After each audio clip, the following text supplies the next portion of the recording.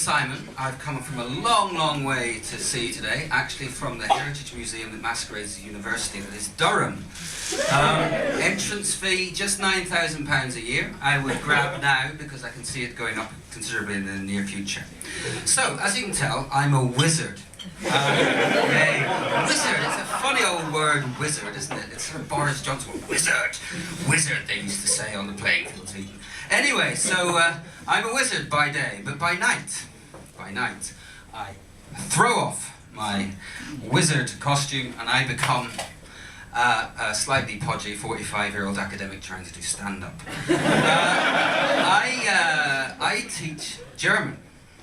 And so you just had lots of stuff about language, and we're back to the word language again, because I have, and you can tell I'm academic, can't write. There's a word I'm going to tell, a word I've been working on. I've been working on a word. Imagine working on a word.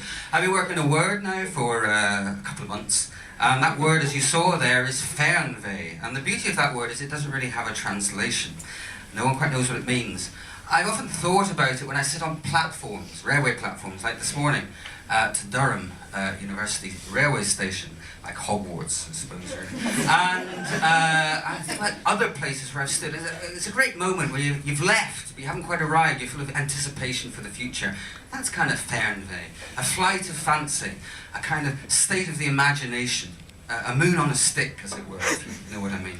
So that's the kind of thing I've been working on, which doesn't sound like very much. So I remembered other places, other platforms I stood on. So standing on the dock of the bay in Larne Harbour, dreaming of going to the dreaming spires of Oxford, where one day I would hear a lecture on the very topic of Fernweh by Professor Horse, the aptly named Professor Horse at Oxford. Now, I went to this lecture, and Professor Horse, he had 3 theses, which is a fair number. And the first of these was that Fernweh is very close to another German word, which is Heimweh. Anybody in the audience know Heimweh? Yeah. Yay, well done. Well, I'm going to tell you something slightly different. Heimweh is basically homesickness. So sickness, weh is a nostalgic yearning for home. But really it's a home that never really existed. Now, Professor Horse explained that this is not a word we use in English. We have a French word to describe a yearning for a time that never was, but there's a golden age. It's called le farage.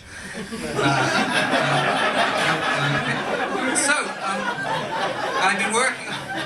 It's a slow burn. I'm looking forward to the time when that's still funny and he's not actually Prime Minister. Anyway, cheers.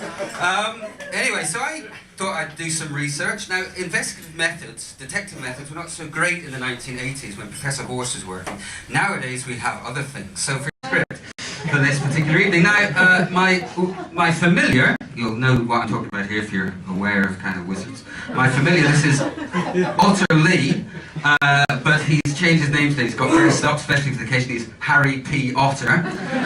Oh dear. He's brought my graph, very kind of him. So, there we go. More analog PowerPoint. You won't be able to see that. What that graph proves...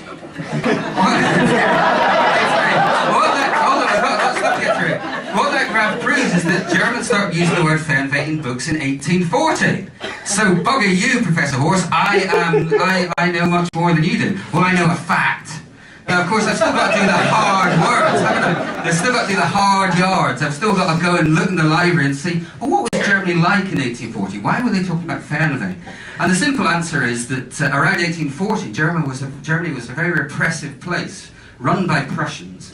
Censorship, no newspapers, no free speech, and basically lots of people went into exile. Poets, Heinrich Heine and so on, went into exile. Germans have a tradition of going into exile when things get rough. And now, at that particular time, in the 1840s, a lot of Germans left and founded new colonies in South America, and many of these are still there today. They did get quite a boost from the arrival of more Germans after 1945. So that I'm sure. But the point really is that Fernweh at this time means a better place, a new place for a community, somewhere distant, somewhere far away.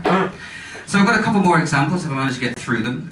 The second example, as it were, comes from my analog PowerPoint here. This is not Mario Goetze. You know, all heard of him, and his trip to Brazil in 2014. No, this is Johann Wolfgang von Goethe, most famous for his six-part play Faust of Fun, which he wrote with his less successful sidekick Richard Schiller. And Goethe was tired. Goethe was very tired of his administrative labour in the court of Weimar. He wanted to escape, so he dreamed of somewhere else, and that other place was Italy. Italy would be the place of sensuous experience, a place of Roman antiquity, a kind of untainted past which he could legitimise Germany in the 18th century. Goethe chucked in his job and went to Italy. We know he went to Italy because he posted a picture on Faustbook. This is the picture of Goethe dressed in traveller's clothes amongst the Roman. So that's one example. The second example, is my last example, is that of Germany after the war. Now, everyone in this room knows that we didn't start it, okay? That's fair enough. So after the war, the Germans were still allowed to travel, they still dreamed, they were still allowed to dream, but they weren't quite so welcome in many places in Europe.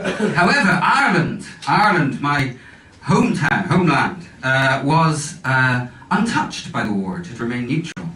And for many Germans it became a projection space, somewhere where they could imagine a place of nature with apparently an untainted past, and no Germans, no campervans, no economic miracle. And one German writer, Heinrich Böll, went to Ireland in the 1950s, wrote his Irish journal. You know it's an Irish journal because if you go in the bookshops to buy it, it's got a big pint of Guinness on the front, okay? Just in case you thought Ireland was about the fact there's no abortion, mass immigration, mass unemployment, and Father Ted. You know, pint of Guinness. And by the way, I'd like one lined up here for directly afterwards. Böll, now there's one anecdote that Böll doesn't tell in his journal. It's the evening he spent with a future sit-down comedian, Dave Allen. Now, over many whiskies, they discovered they had many things in common. A distrust of the Catholic Church, a love of analogue cigarettes, and whiskey, and also a love of travel. Böll had travelled with the German army on a tour of the Soviet Union in the 1940s, and Allen had wandered through the mountains of County Wicklow during the comedy wars of the late 40s, when the Catholic Church had sought to ban contraception, in the use of contraception in humour. So, as we know, Alan ended up in exile with Terry Wogan at the BBC. And exile has been a current that has been running through my talk today, and it's a side of German history that I've not really done justice to, you could say. But it's always there, and it's the next aspect of the Fernweh project I have to engage in. But this talk has just been 8 minutes long. It's reached its end, if not its destination. So, be he Mario Goetze, Otter Lee, or Pope Banquet, may your God go with you as you dream of going somewhere else. Thank you.